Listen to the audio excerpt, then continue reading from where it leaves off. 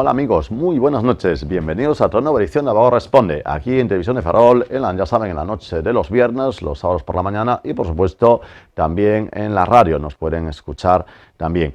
Bien, amigos, bueno, hoy va a ser un programa eminentemente jurídico, de hecho, pues tenemos a un colega de profesión, en el cual vamos a hablar un poquito de la actualidad jurídica que, bueno, es que no para, fíjense que estamos ya, pues, casi en el verano y esto es un no parar, ¿no?, de la cantidad de asuntos a nivel jurídico que salpican nuestro país. Vamos a tratar de, bueno, pues hablar de alguno de ellos con nuestro invitado, que es Miguel Deus. Muy buenas noches, Miguel.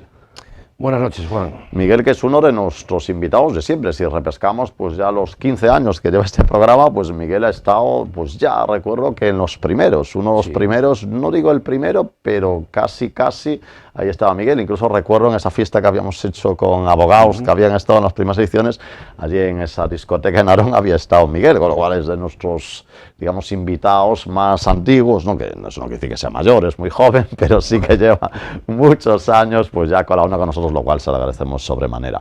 Bien, desde esos 15 años, ¿no, Miguel, que llevamos aquí, la abogacía arrastraba, ¿no?, una serie de problemas, que si, bueno, falta de medios por parte de los juzgados, que si, pues, ¿no?, un poco la espera que tienen que, pues, sufrir, ¿no?, nuestros clientes. Y la verdad, me atrevo a decir que nada de eso ha mejorado, ¿no? A nivel, no digo por obviamente la actuación de los funcionarios ni de los jueces, pero sí el Ministerio de Justicia y la Xunta, que son los que dotan de menos personas y materiales, parece que no ha dado con la tecla para el desatasco de juzgados. Me atrevo a decir que la cosa ha ido muy a peor, ¿no? Sí. Bueno, ha habido mejoras importantes que conocemos todos los que estamos metidos en el ramo judicial. El atasco sigue existiendo, yo creo que ya es algo crónico, ¿no?, en el tema de la justicia. Puede que ser que influya lo que voy a decir después, pero en principio vamos a hablar un poco de los avances que se han conseguido, ¿no? Que suena más optimista. Sí, efectivamente, que es la implantación del mundo del SNET en el mundo de la justicia, que ha supuesto la presentación telemática de escritos por vía del SNET, lo cual sí ha agilizado un poco el sistema, pero no tanto como para poder agilizarlo del todo punto hasta el punto de que, valga la redundancia, de que el asunto de los asuntos judiciales funcionen del todo punto bien, o de la rapidez que realmente tienen que tener los asuntos judiciales, porque como bien se dice, una justicia lenta al final acaba siendo una injusticia, no acaba siendo justa. Una solución que llega tarde, a lo mejor ya no palía las consecuencias de lo que se hizo, y ya digo, una justicia lenta al final acaba siendo una mala justicia.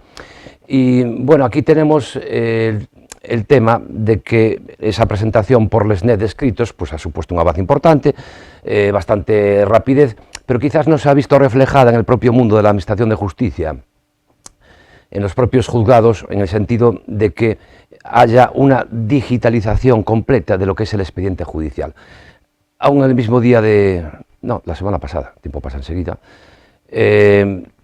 con una clienta que estuvo en el juzgado, pues le llamó la atención, ¿no?, para hacer un apoderamiento a Puzata, la cantidad de expedientes judiciales que había, escritos, claro, se entiende, legajos judiciales que habría en un juzgado de aquí de Ferrol, ¿no?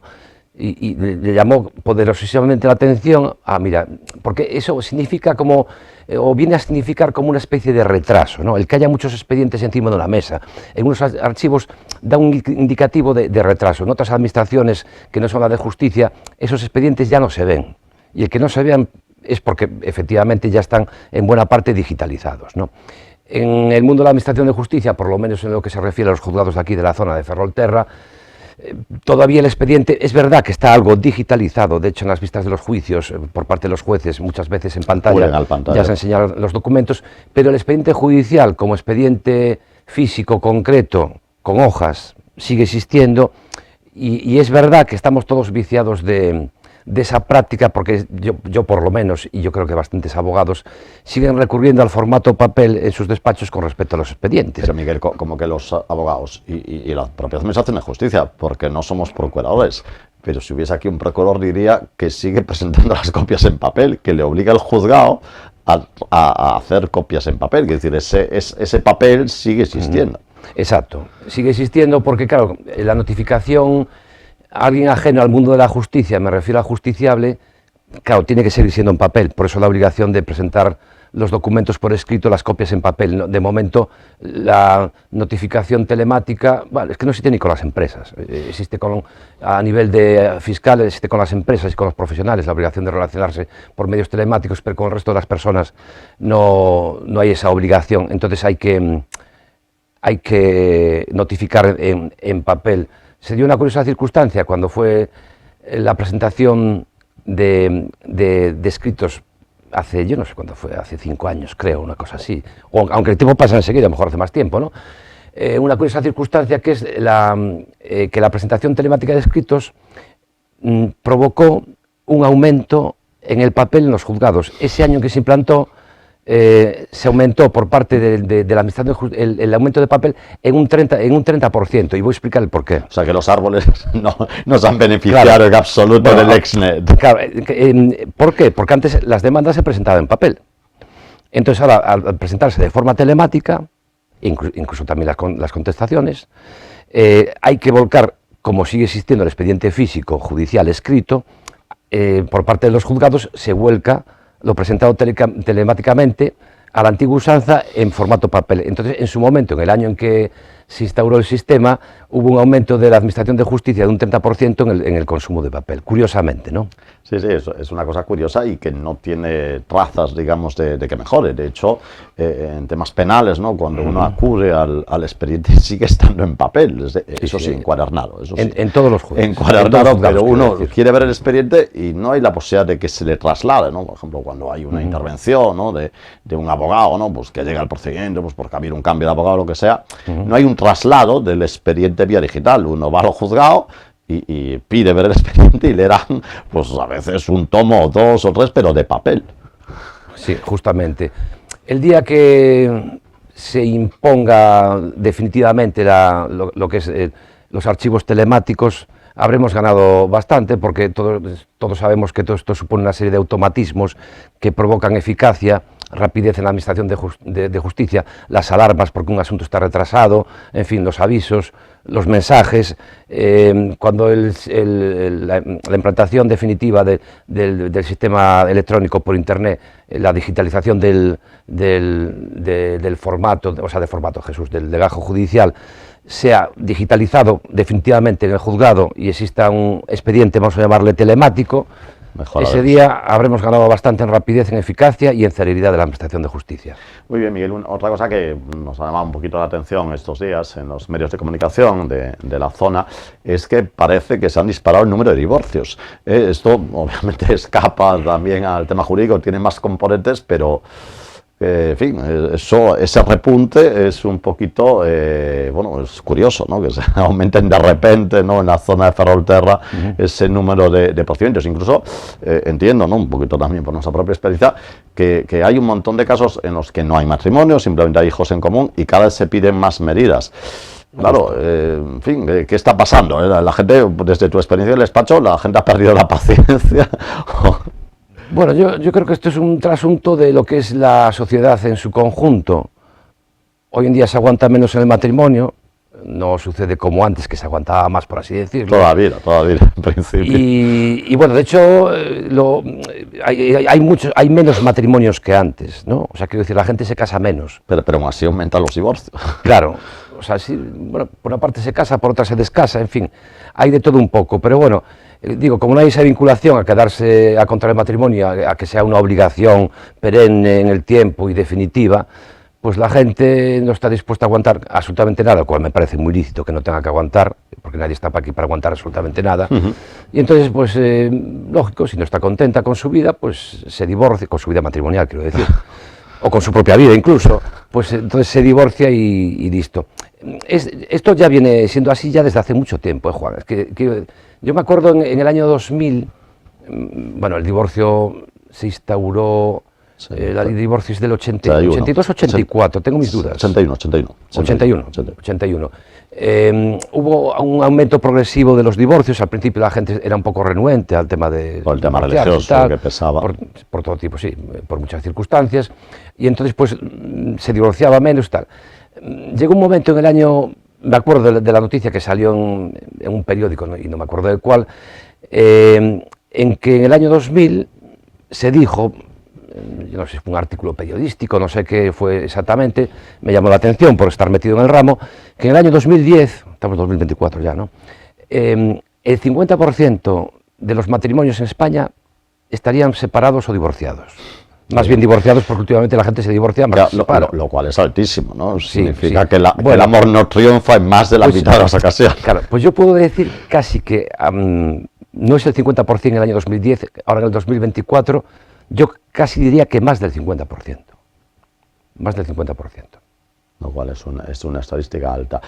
Bien, esto, de todas formas, afortunadamente, ahí sí que tenemos que verlo como una mejora, que ya desde hace unos años tenemos juzgado de familia, ¿no? Con lo cual, de alguna manera, estos procedimientos, igual que, bueno, ha habido cosas que a lo mejor son mejorables, ¿no? Como que el juzgado especializado de temas de cláusulas abusivas en las hipotecas sí que ha dejado de existir, lamentablemente. Digo, porque ahora lo que hace es atascar un poquito los juzgados de aquí a distancia, pero sí, desde luego, ha venido muy bien la creación del juzgado de familia, ¿no? Como se ha notado que ahora existe un juzgado especializado en temas de familia, ¿no? Antes iba a reparto, con lo cual, claro, el juez tenía que lidiar con un montón de cosas y además con temas de familia, ¿no? Sí, sucede que, hombre, no es que esté atascado el juzgado de familia, ¿no? Pero todo el grueso de asuntos de divorcios, liquidaciones de sociedades gananciales, separaciones,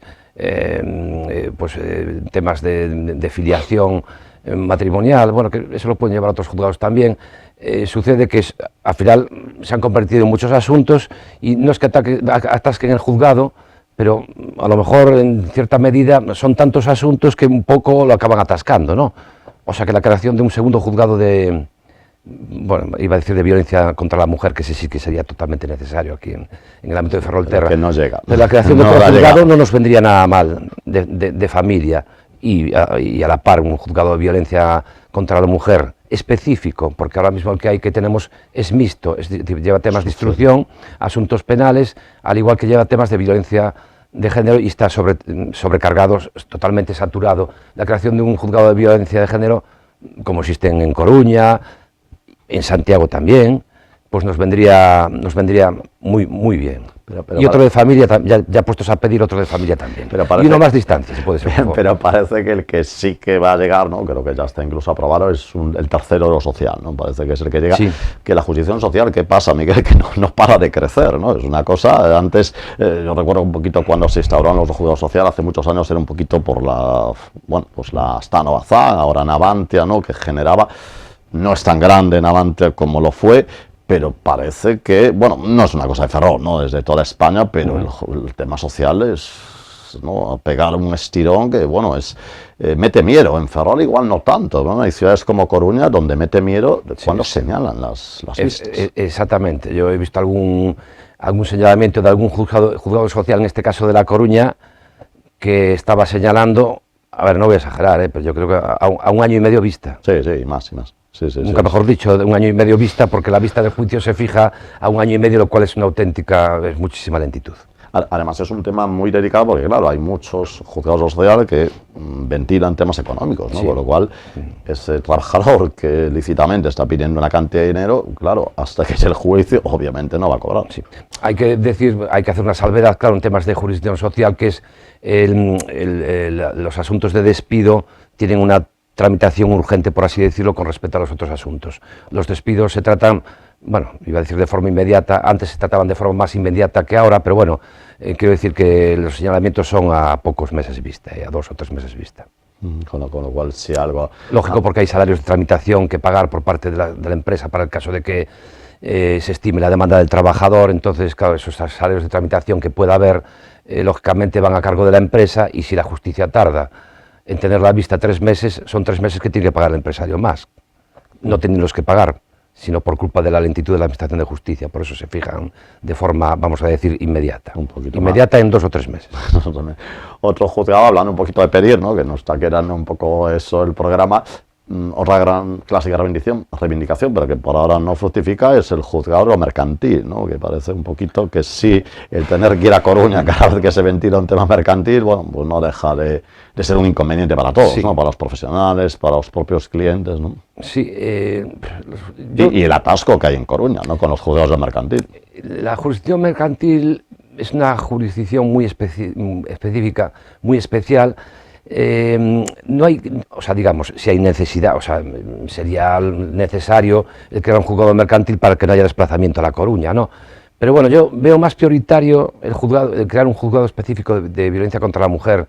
Sí, porque atasca al final, como tienen prioridad, atasca un poquito la instrucción. Justo, que un juzgado mercantil que está, el ámbito de la reclamación del juzgado mercantil es muy limitado, salvo para pequeñas cosas, que mejor temas de transporte aéreo, por ejemplo, que se tratan en el juzgado mercantil, curiosamente, los retrasos de los aviones y todo este tipo de temas.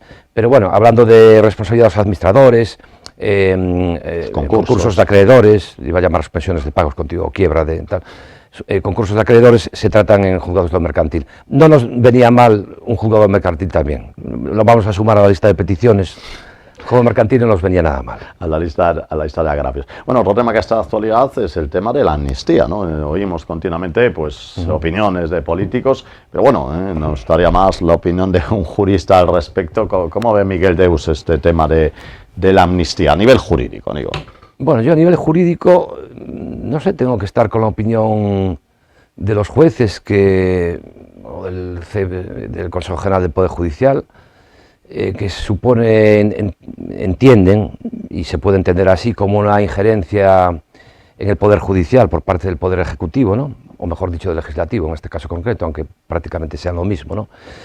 Y digamos que no respeta el principio de la división de los tres poderes, Ejecutivo, Legislativo y Judicial, ¿no? Si hay una injerencia en el Judicial, parece que el Legislativo no se debe de meter en los temas judiciales, ¿no?